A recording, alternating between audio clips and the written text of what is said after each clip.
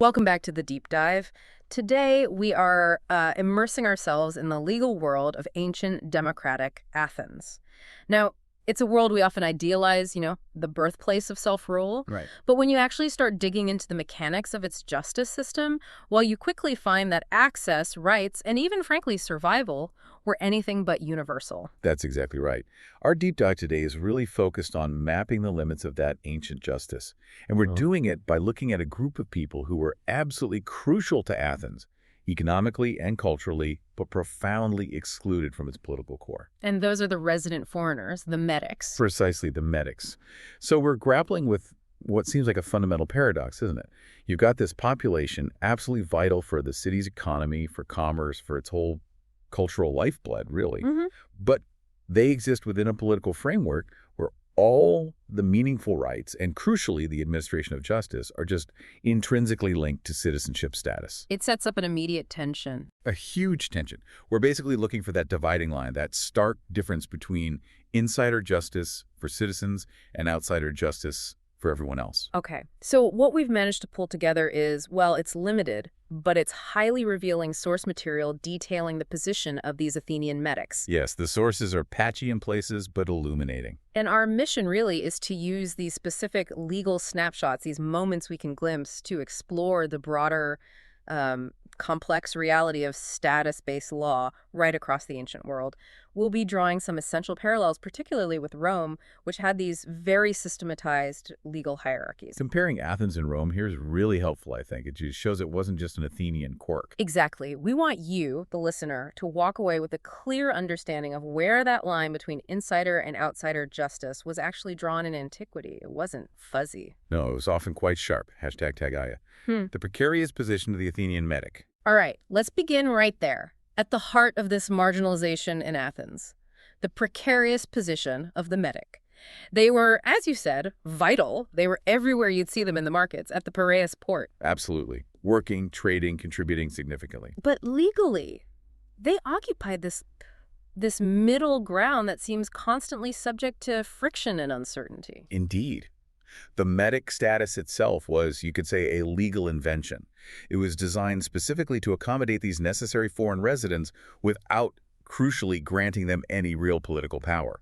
So how is it defined? They weren't slaves. Definitely not slaves. They were free persons. That's critical. Yeah. But they were fundamentally barred from participating in the political community. Which meant no voting. No voting, no holding public office, couldn't serve on juries in the same way citizens did, and maybe most fundamentally, they couldn't even own land within Attica, the territory of Athens. Wow, no land ownership. That's huge in an agrarian society. It reinforces their outsider status completely. And on top of these restrictions to legally reside in Athens, the metic had obligations.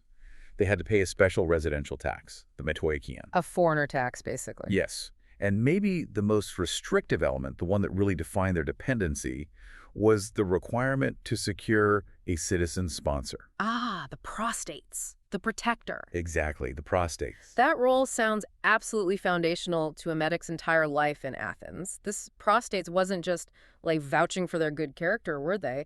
What did this sponsorship truly mean in terms of legal dependency? It was much more than just a character reference. The prostates was the necessary legal hinge, the conduit through which the metic interacted with the formal legal system in many critical areas. So without one? Without a prostates, the metic had virtually no legal standing in certain crucial procedures, especially those touching on status or interactions with the state itself.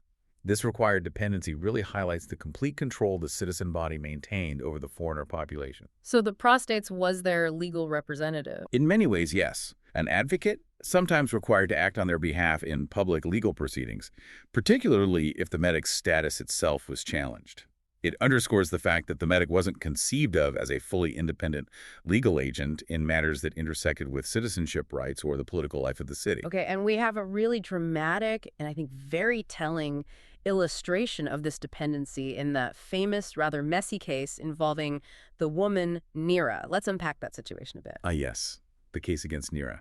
It's preserved in a speech attributed to Demosthenes, though probably by Apollodorus.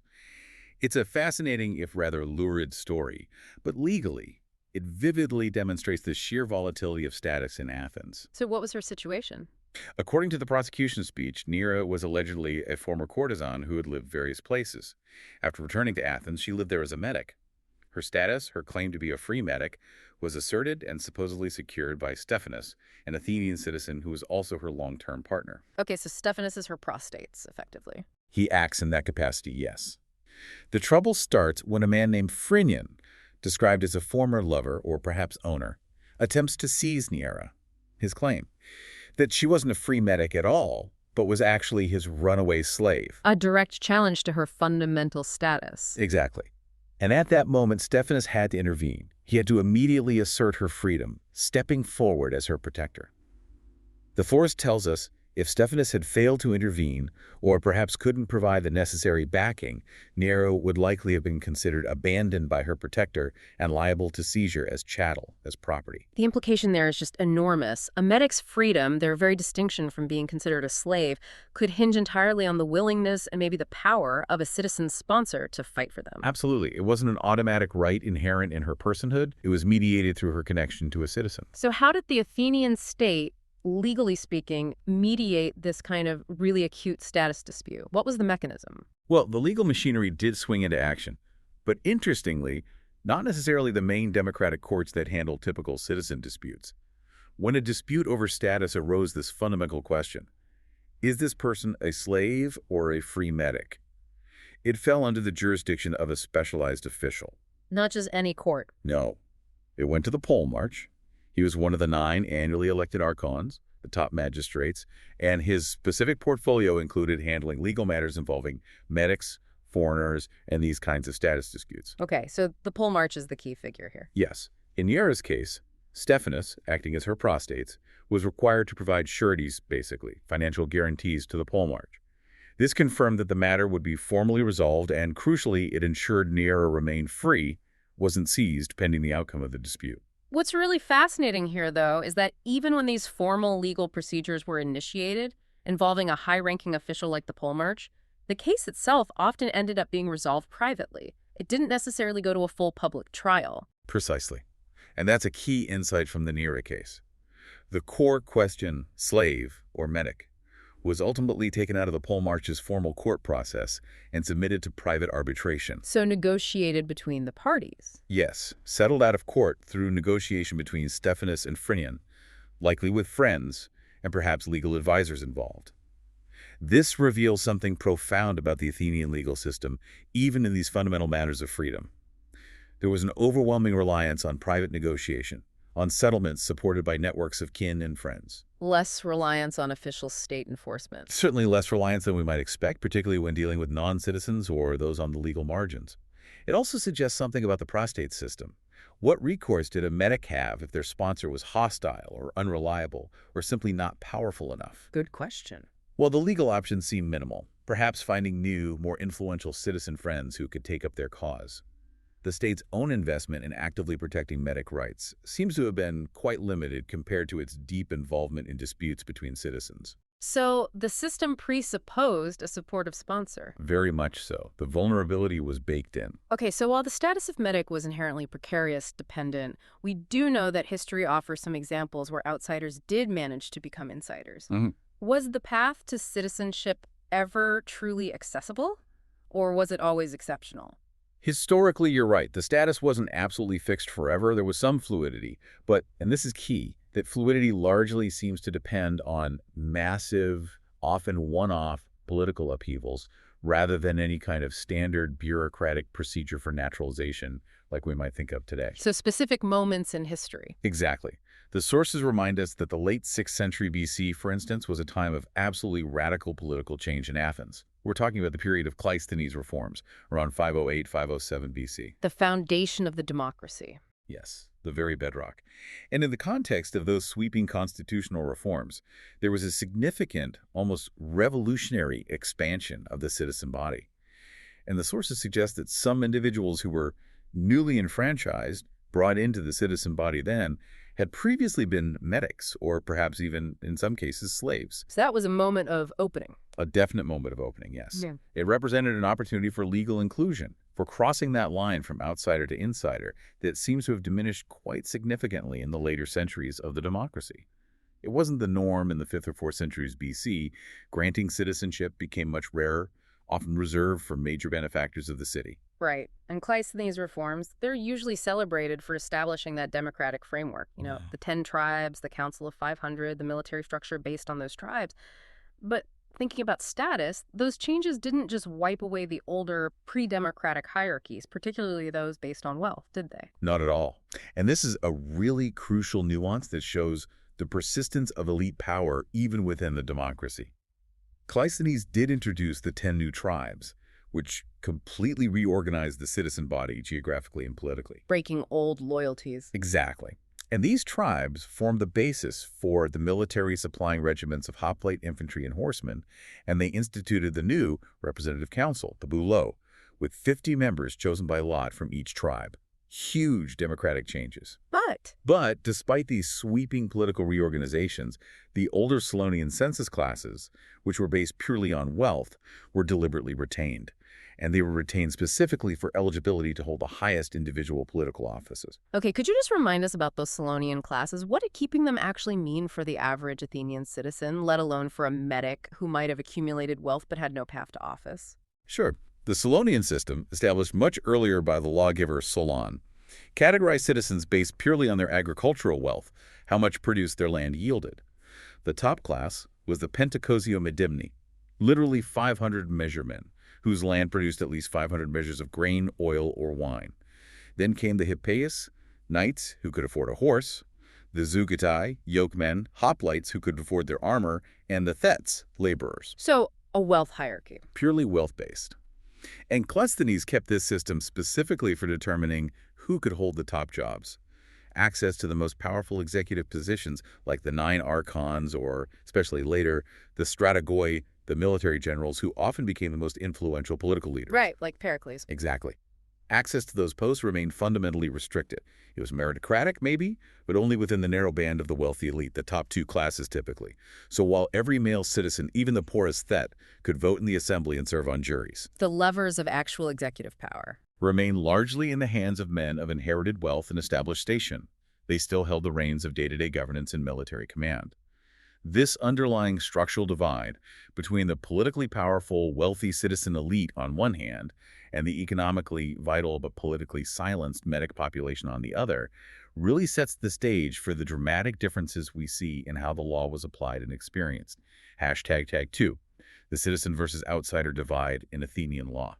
Okay, that persistence of hierarchy brings us squarely to this great divide in Athenian law. We talk about Athenian democracy, and we have to remember, as you said earlier, it meant the citizens themselves, the demos, exercised supreme legislative power. That really is the core difference between ancient direct democracy and our modern representative systems, isn't it? Because the city-state, the polis, was relatively small, at least compared to modern nations. Manageable size. Right. The assembly, the ecclesia, where in theory every eligible male citizen could attend, debate, and vote, was the supreme legislative body. It passed the laws. And the other collective bodies, the council, boulot, which prepared business for the assembly, and the popular law courts, the dicastoria, or halia, made up of citizen jurors. These massive juries. Huge juries, sometimes 501, 1001, even more. These bodies collectively wielded a degree of direct power that was previously unknown in governance. The citizen was, in a very real sense, simultaneously the subject of the law and also the maker and the administrator of the law. That sounds like a system that would rely incredibly heavily on cultivating a specific type of citizen behavior, a shared sense of public virtue or responsibility. Absolutely.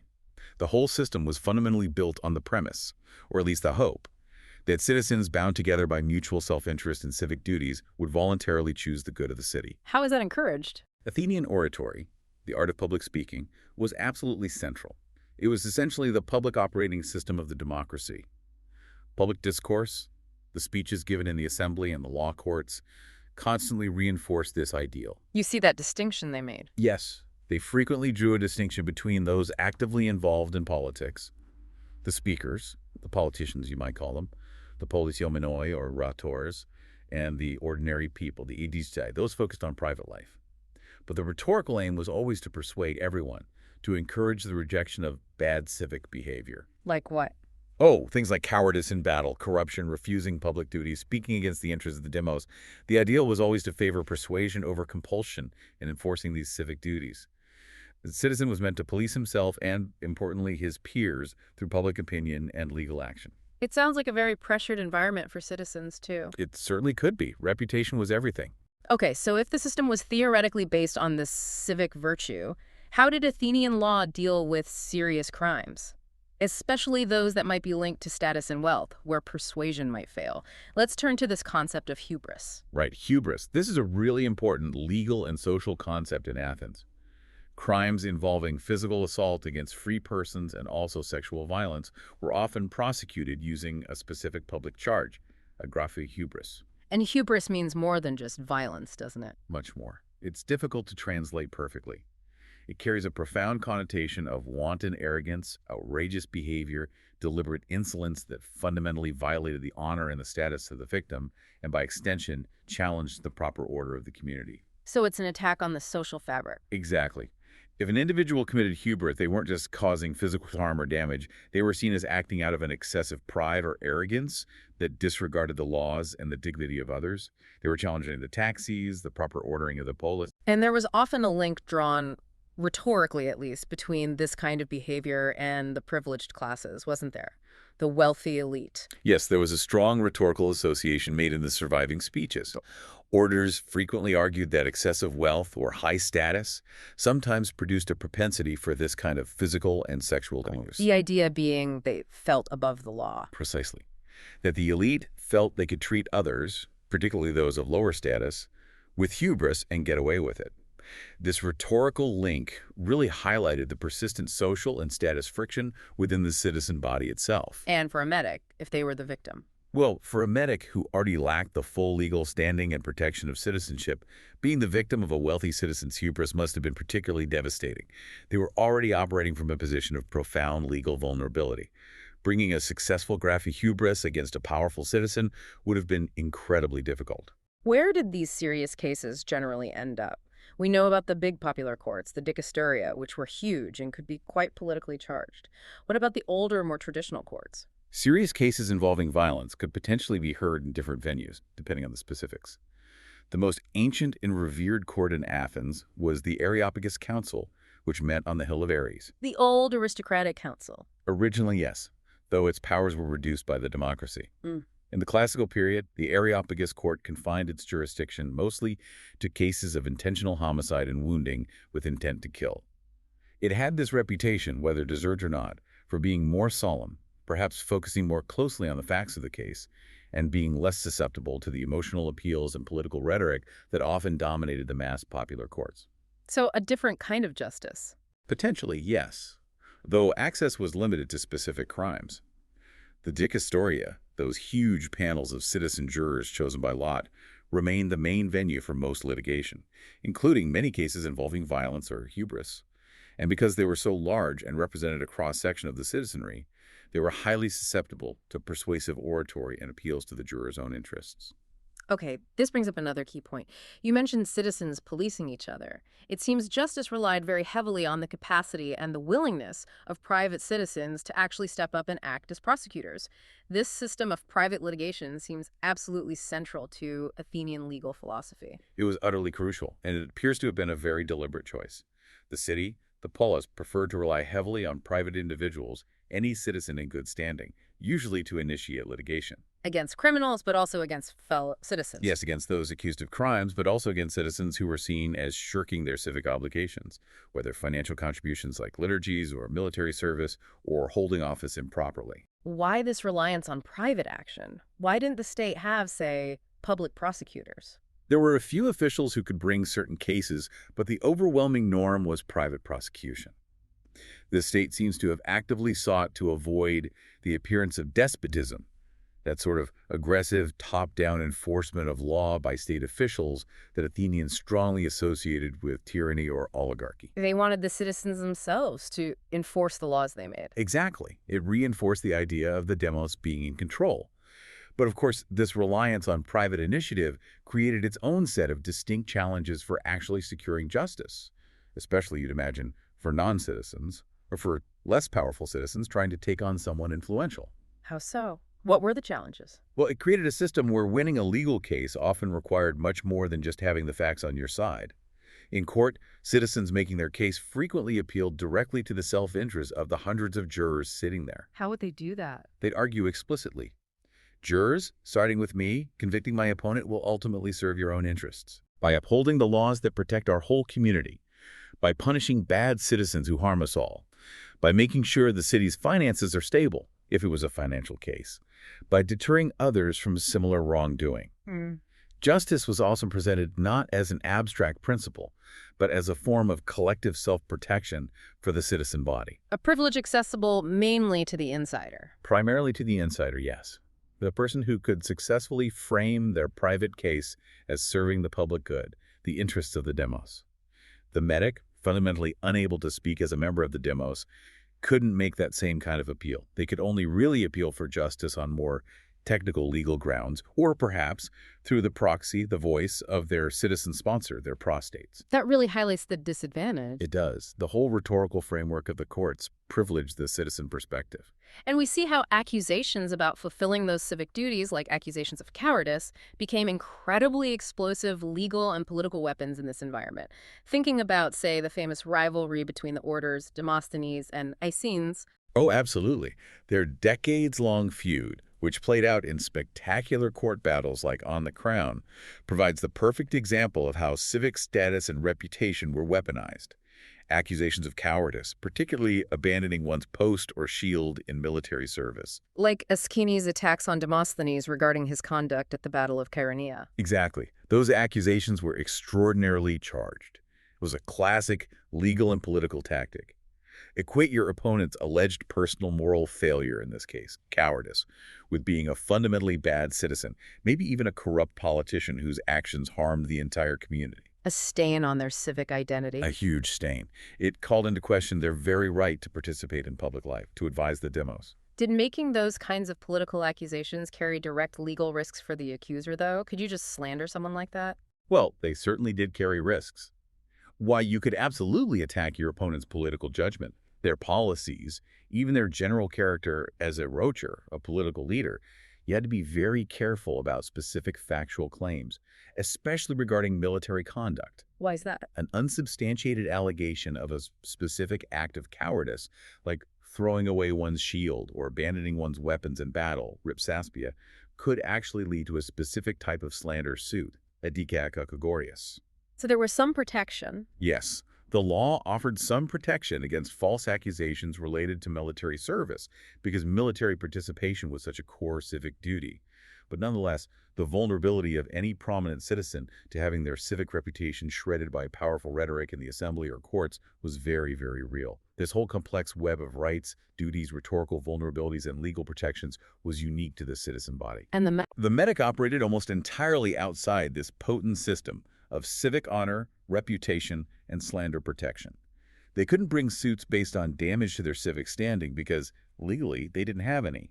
This just further cemented their disadvantage when facing a citizen opponent in court. Okay, so if Athenian democracy, for all its ideals, clearly struggled with this internal tension between citizen status and legal rights, shifting our focus west to Rome really shows us this ancient pattern taken to another level. Rome seems to have formalized legal inequality into a much more systematic, multi-tiered hierarchy. That's exactly the right way to frame it. The precarious status of the Athenian metic, while significant, was really just one manifestation of a much larger Mediterranean-wide legal reality where status was paramount. So Rome codified what Athens maybe handled more informally through political exclusion. To a large extent, yes. Rome codified it systematically. The entire Roman legal world was consciously, explicitly divided based on status. It began with the very definition of who counted as a respectable person. The Roman concept of the bonus sphere, literally, the good man, carried immense legal and political weight. More than just being a nice guy. Oh, much more. It signified someone of standing, property, integrity, often with military or civic service, someone whose word carried weight, someone eligible for positions of authority. It inherently set the privileged elite apart from the mass populace, the plebs. This distinction wasn't merely social, it became a foundational principle of Roman governance and law. And unlike Athens, which seemed primarily focused on that single big divide, citizen versus non-citizen, a metic, slave, foreigner, the Roman system operated on a much more complex spectrum, didn't it? Multiple tiers of incorporation. Precisely. It wasn't just a binary. Full Roman citizens, cives Romani, were of course at the top enjoying the full suite of rights, civitas. But below them, Rome developed multiple carefully defined tiers that granted specific limited rights. These often served as transitional statuses as Rome expanded and incorporated new peoples. Like what kind of tiers? Well, for instance, you had municipes. These were inhabitants of incorporated towns, often former allies or conquered peoples. They frequently retained a degree of local autonomy and private rights under Roman law, like the right to trade or marry legally. But they might initially lack full Roman political rights, like the right to vote in Rome or hold Roman office. So partial citizens almost. In a way. Then there were communities or individuals granted the ius lauti, or Latin rights. This was an older status, originally held by Rome's neighbors in Latium, but later granted more widely. It conferred key private rights, like commercium, the right to make legally binding contracts under Roman law, and connubium, the right to contract a legal Roman marriage, and crucially often provided a pathway to full citizenship, for instance, for magistrates in Latin communities. And I recall the source material mentioning civitas sine suffragio, citizenship without the vote. That sounds like a prime example of this kind of conditional, tiered inclusion. It really is. It's a critical insight into Roman legal and political thinking about managing a large, diverse empire. Civitas sine suffragio, citizenship without the vote, was initially conceived, perhaps in the 4th century BC, as a way to bind certain Italian communities closely to Rome. They got the private rights, the military obligations of citizenship, but not the political voice in Rome itself. Was it meant to be permanent? Initially, it might have been seen as a stable, permanent, reciprocal relationship. However, as Roman power continued to expand across Italy and beyond, this status increasingly evolved into something viewed more as a preparatory step, a kind of halfway house on the road to achieving full Roman citizenship later on. This whole graded, conditional, tiered approach became the Roman norm for dealing with non-Romans. It created systematic, legally defined, gradated access to justice, power, and privilege. And the non-citizens, the peregrini. The peregrini, the foreigners with no specific grant of rights, were always at the bottom of this complex hierarchy, subject to Roman power but lacking Roman legal protections, unless specific treaties existed. Okay, this pervasive hierarchy, this obsession with status, seems to reach its most systematic and maybe most brutal expression when we look at Roman penal justice specifically, the dual penalty system. Ah, yes. The dual penalty system is one of the starkest, most explicit repudiations of any modern ideal of universal law or equality before the law. Sometime probably in the 2nd century AD, Roman law began to formally, explicitly distinguish in matters of punishment between two broad classes of persons. The honestiores and the humiliores. Exactly. The honestiores, meaning the more honorable or more distinguished people, and the humiliores, the more humble or lower status people. And crucially, this division wasn't based on the nature of the crime committed, but fundamentally on the social status of the offender. So defined by who you were, not just what you did. Absolutely. Status determined the type of punishment you faced. Honestiores generally included senators, equestrians, the knight class, veteran soldiers, local town councilors, decuriones, and other notables. Humiliores was basically everyone else, the common populace, plebeians, freedmen of lower standing, rural workers. So let's get specific. If an honestia and a humilior committed the exact same capital crime, something punishable by death, the resulting punishment would be dramatically different. Dramatically. It was often a difference not just of degree, but of kind. We see this spelled out explicitly in legal sources concerning the protections offered to decuriones, those local aristocratic elites who ran the towns throughout the empire.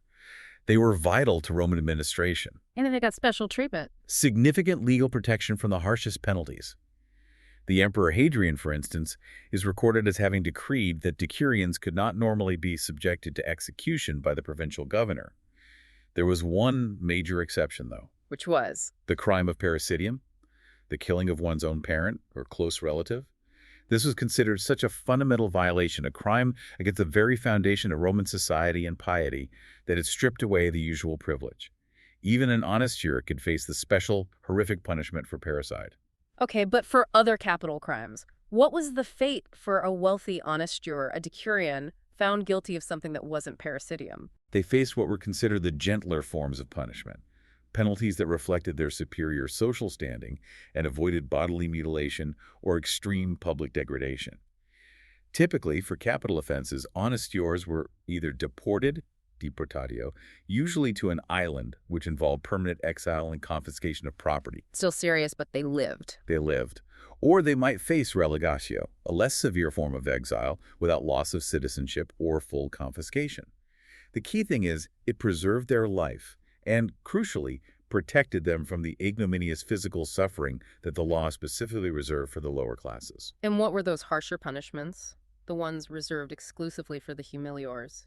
Humiliores, if convicted of the same capital crimes, were subjected to penalties deliberately designed to inflict maximum physical suffering and public degradation. These were known as the summa supplicia, the extreme penalties. Belches. This included crucifixion, a notoriously agonizing and humiliating death. It included being burned alive, crematio or vivicemburium, or being thrown to wild beasts in the arena, damnatio ad bestias, or condemnation to lifetime hard labor in the mines, damnatio in metallum, which was often effectively a death sentence disguised as labor, given the brutal conditions. That's incredibly stark. It is. The implication is profound and unavoidable. The very nature of justice, the physical experience of punishment, was directly and legally proportional to one's social rank and privilege. This wasn't just bias. It was the systematic legal application of the inside-outsider divide, where your status literally determined whether you lived, died, or suffered horribly. Okay, so if the honestiores and humiliores show us those stark vertical divisions within Roman society based on rank, looking at the relationship between masters, freedmen, liberty, and slaves illustrates this pervasive lateral continuum of dependence and conditional freedom that existed just beneath or alongside the citizen class. That continuum is absolutely essential to understanding the Roman legal mindset, particularly regarding social control and labor. Romans, especially during certain periods, practiced manumission-freeing slaves on quite a significant scale, perhaps more so than many other ancient slave societies. But freedom wasn't always full freedom. Rarely unconditional freedom, especially initially. When a master manumitted a slave, they very frequently stipulated ongoing obligations that the newly freed person, the librissus or liberta, owed to their former master, who now became their patron, patronus. What kind of obligations? These were known as operae. They could be specific services, a certain number of days of labor per year, respectful conduct, exequium, sometimes financial contributions, or assistance in the patron's business. These were legally enforceable duties. So did this mean that an ex-slave who, say, continued to live in their former master's household or worked closely with them was still effectively subject to their patron's authority? To a significant degree, yes. The sources suggest that an ex-slave who remained integrated into the patron's household, familia, was often subject to the patron's discipline and expectations, perhaps not identically to a slave still in post-state under the master's power, but certainly in a relationship of continued subordination. So the legal status changed, but the dependency lingered. Exactly. Yeah. Freedom was gained formally, but the social and economic dependency, reinforced by these legal operaes, often persisted, sometimes for the freed person's entire life. It demonstrated that legal status could be altered, but the underlying power dynamics often remained deeply entrenched. Now, we see the state eventually intervening in this master-freedman dynamics, specifically through Augustus's social legislation, the marriage laws. Why did the state decide to step in and, in some ways, undercut this established system of patronal rights over freedmen? That's a great question. Augustus's famous social legislation, particularly the Lex Papia Papia, wasn't primarily motivated by a desire for social justice for freedmen, I think it's fair to say. What was the goal then? It was primarily aimed at addressing a perceived demographic crisis among the Roman elite and encouraging marriage and procreation, especially among the citizen classes, to ensure a steady supply of soldiers and administrators for the empire. And how did freedmen fit into that? The law offered a specific, powerful incentive to ex-slaves. It granted them a critical release from many of their operae obligations owed to their former masters if they fulfilled certain conditions related to family formation.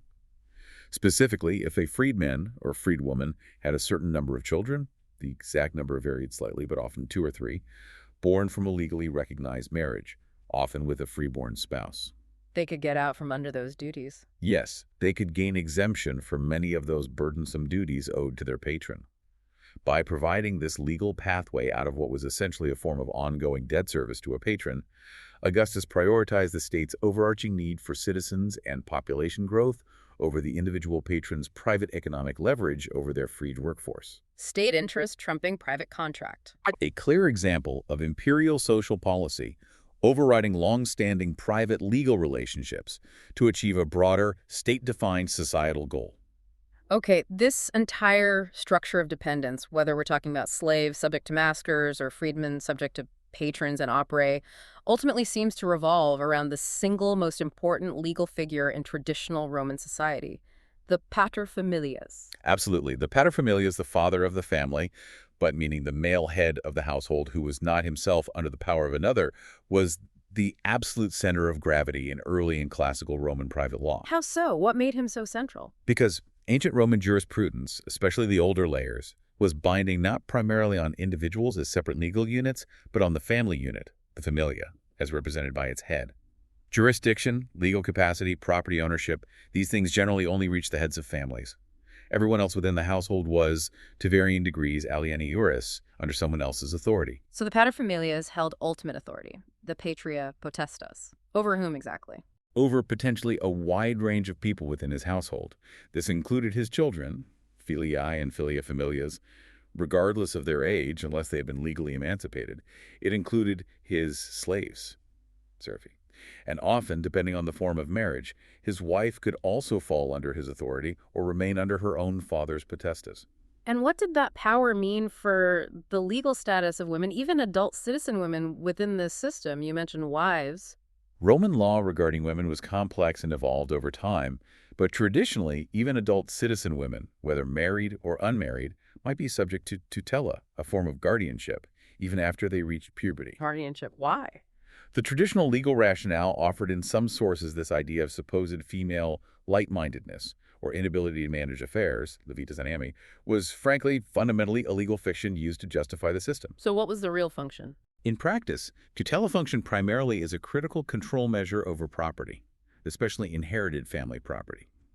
By requiring a male guardian, a tutor, often a close male relative, to give consent, auctoritas, for major financial transactions like selling land or making significant contracts, the system effectively ensured that a woman's family wealth remained protected or managed within the control of the male line of the family. Another layer of status affecting rights. Exactly. It highlights how status-based law and concepts of dependence affected even members of the core citizen body, albeit in a different way than it affected the Metic in Athens or the humilior facing punishment. And this absolute power of the paterfamilias also dictated all economic acquisition within the family unit, didn't it? Absolutely. It's a core principle of patria potestas.